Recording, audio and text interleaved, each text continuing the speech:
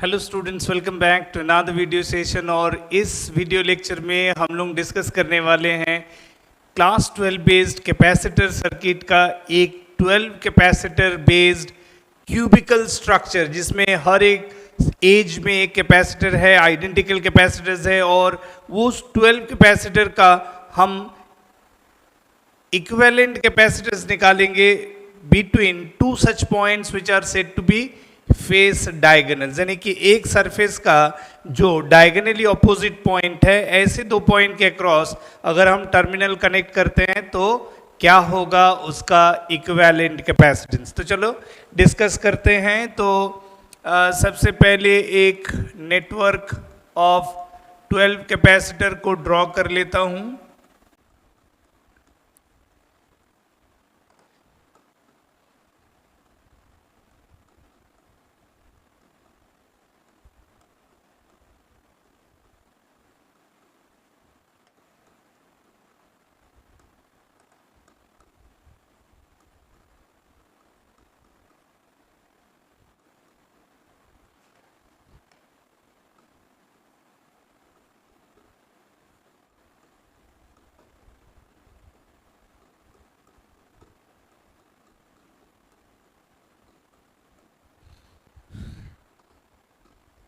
तो आप देख पा रहे हो, ये है एक 12 कैपेसिटर का एक नेटवर्क, जिसमें मैं हर एक कैपेसिटर वैल्यू को आइडेंटिकल कैपेसिटर यानी कि सी कैपेसिटेंस का कैपेसिटर मान लिया, ठीक है।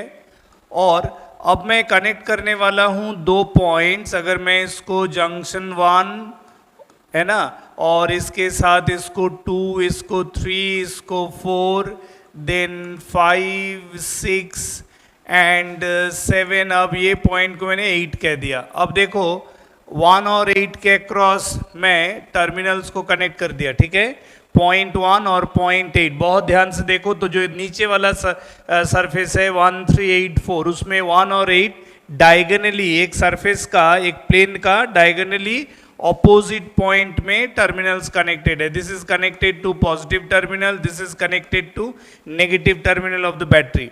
अब अगर मेरे को पूछा जाए कि इस 12 कैपेसिटर का जो नेटवर्क है, इस नेटवर्क का सी इफेक्टिव वैल्यू कितना है, यानी इक्विवेलेंट कैपेसिटर कितना है, तो यहाँ देखो जैसे कि अगर मान लो मैं क्यू चार्ज को, main flow of charge from the battery का जो भी गिवन पोटेंशियल डिफरेंस होगा, उसकी वजह से जो भी मेन चार्ज ड्रॉ होगा, let that charge is Q. और वो नेटवर्क ऑफ दिस 12 कैपेसिटर के नेटवर्क में थ्रू द जंक्शन 1 जहां पॉजिटिव टर्मिनल से कनेक्टेड है, वहां से चार्ज सर्किट में एंटर करेगा। अब है कि 1 का कनेक्शन है 2, 3, 4, ठीक है। अब 1 का कनेक्शन 2, 3, 4, तो क्या हम कह सकते हैं कि ये जो 3 जंक्शंस है जिसके साथ 1 का कनेक्शन है, दैट इज जंक्शंस 2, 3 एंड 4, क्या ये तीनों इक्विपोटेंशियल है? तो आंसर है नहीं।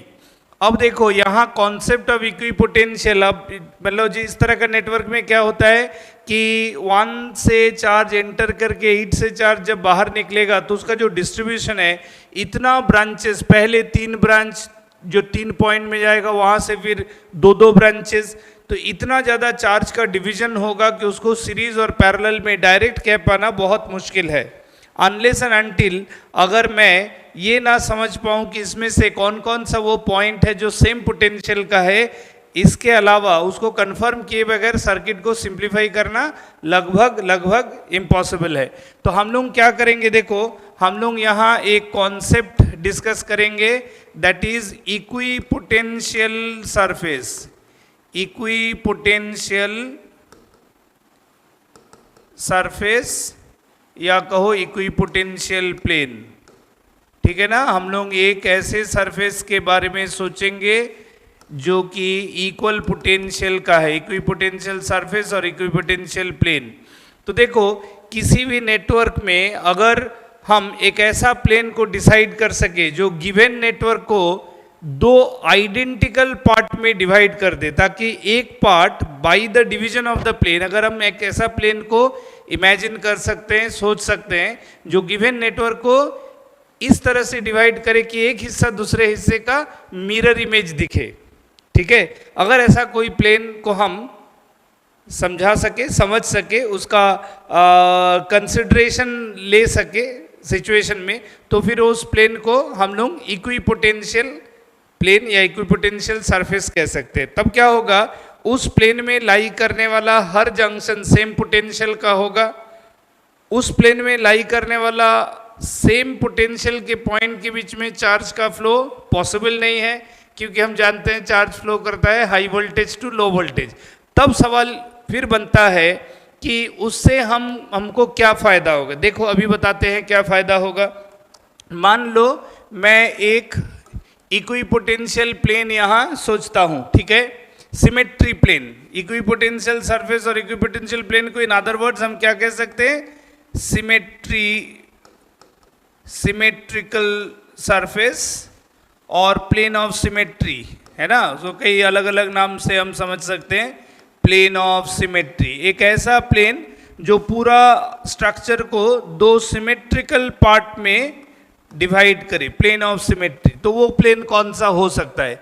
देखो अगर मैं 5, 6 को, हालांकि रियल कनेक्शन नहीं है लेकिन मैं एज्यूम कर लिया कि अगर एक डॉटेड लाइन से जोड़े, सिमिलरली अगर मैं 3 और 4 को भी एक डॉटेड लाइन से जोड़ूं, तो देखो तो बहुत ध्यान से इस डायग्राम को बहुत ध्यान से देखो, तो ये जो प्लेन बन रहा है, द प्लेन आइडेंटिफाइड एज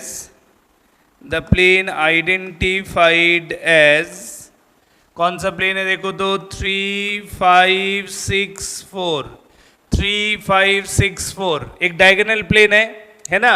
इस अरेंजमेंट में 3, 5, 6, 4 वो प्लेन है जो कि गिवन ज्योमेट्री, पूरा cubical structure, positive terminal end, negative terminal end और रेस्ट ऑफ द ब्रांचेस पूरा को इस तरह से डिवाइड कर रहा है as if this plane divides. उसके जो सामने वाला हिस्सा है जो एक प्रिज्म टाइप का दिख रहा है ना, ये एक प्रिज्म टाइप का है, ये ऐसे, ठीक है ना, ये ऐसे एक प्रिज्म टाइप का दिख रहा है। तो ये वाला जो सामने वाला हिस्सा है लगता है उसी का मिरर इमेज उसके पीछे वाला हिस्सा है, isn't it? तो हम लोग क्या कर सकते हैं, the plane identified as 3, 5, 6, 4 can be considered as the plane of symmetry,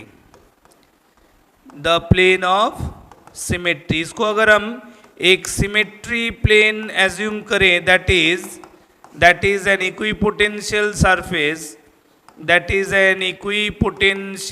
surface, समझ रहे हो कि नहीं। तो ये अगर एक इक्विपोटेंशियल सरफेस है तो इसका मतलब है जो डायग्राम में जो जंक्शंस हमको दिख रहा है, ठीक है, उस जंक्शंस का हर वो जंक्शंस जो इस प्लेन में लाई करेगा, हर वो कनेक्शंस जो इस प्लेन में लाई करेगा, वो सभी सेम पोटेंशियल का कनेक्टेड पॉइंट है। यानी कि हम कह सकते हैं potential of 3 equals to potential of 4 equals to potential of 5 equal to potential of 6। ये 4 पॉइंट है 3, 5, 6, 4, तो ये चारों पॉइंट सेम इन पोटेंशियल, ठीक है। This implies that charge cannot flow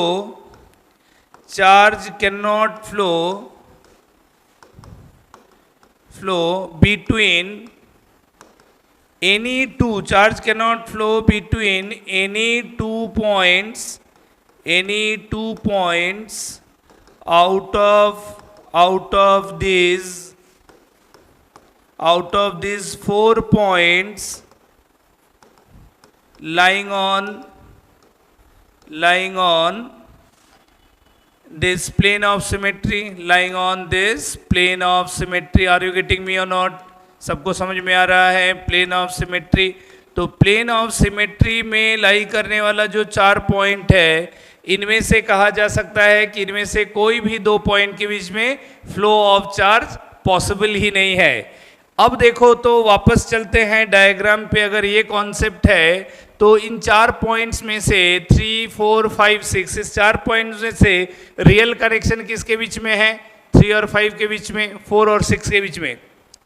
5 to 6 का तो डायरेक्ट कनेक्शन नहीं है, वो तो प्लेन को समझने के लिए मैंने डॉटेड लाइन से उसका understanding of the existence they are on same plane, उसको समझने के लिए डॉटेड लाइन से जोड़ा। सिमिलरली 3 और 4 का भी कोई रियल कनेक्शन नहीं है ना, 3 और 4 में भी कोई रियल कनेक्शन तो है नहीं, तो इसका मतलब है रियल कनेक्शन कहाँ है, between 3 and 5 and that between 6 and 4। तो सीधा सीधा इसका मतलब निकल जाएगा कि ये जो कनेक्शन हम कह रहे हैं 3 to 5 and 4 to 6, इसमें से चार्ज फ्लो नहीं कर सकता है, यानी कि ये दो पर्टिकुलर कैपेसिटर जो है वो अनचार्ज रहेगा।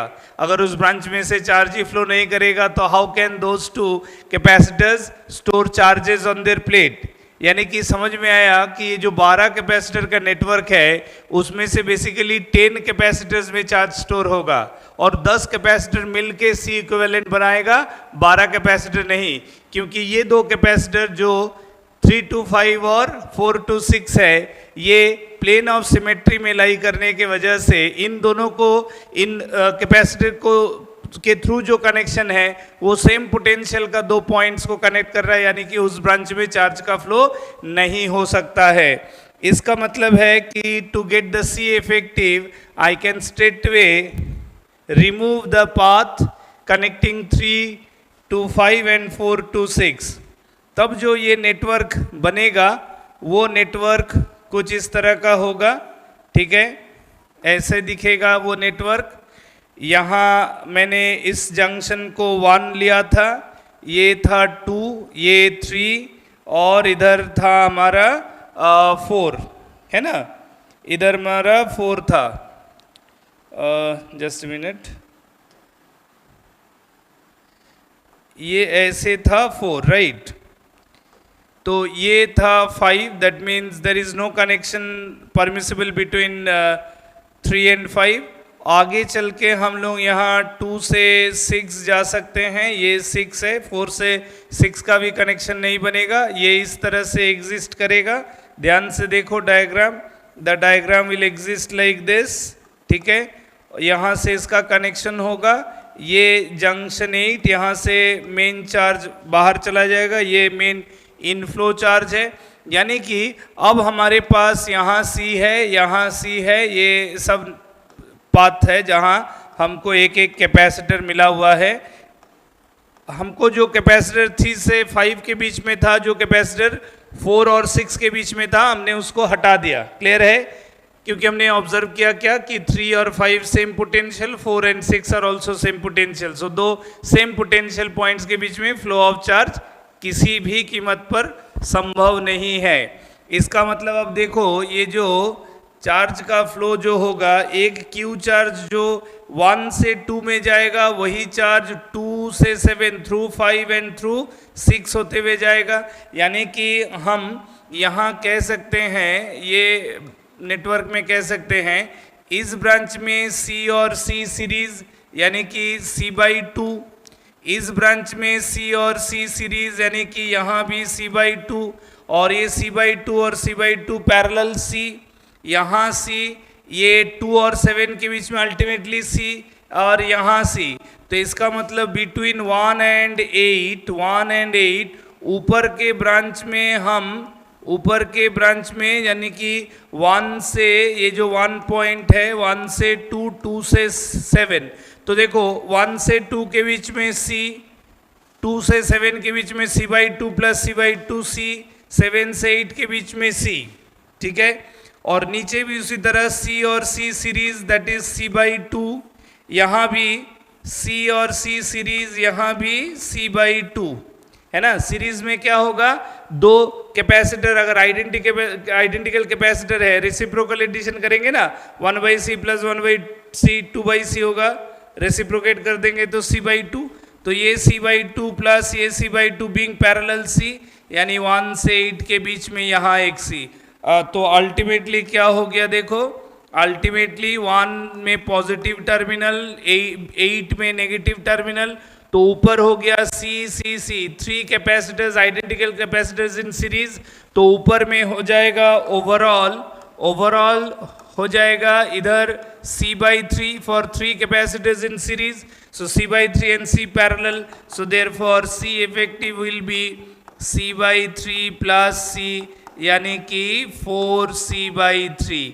तो ये हो गया हमारा C इक्विवेलेंट बिटवीन 1 and 8, जो कि वैसा दो पॉइंट था जो पूरे क्यूबिकल स्ट्रक्चर में जो नीचे वाला सरफेस था, एक सरफेस का डायगोनली ऑपोजिट पॉइंट, हम कहते हैं कि cubical structure of 12 capacitors network जिसमें 12 का 12 आइडेंटिकल कैपेसिटर है, अगर आप टर्मिनल्स को कनेक्ट करते हो across the diagonals of a face, तो उसका सी इफेक्टिव होगा 4C/3।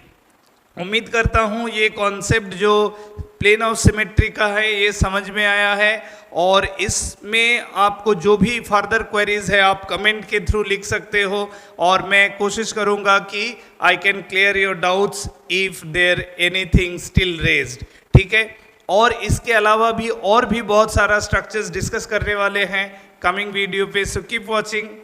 Thank you.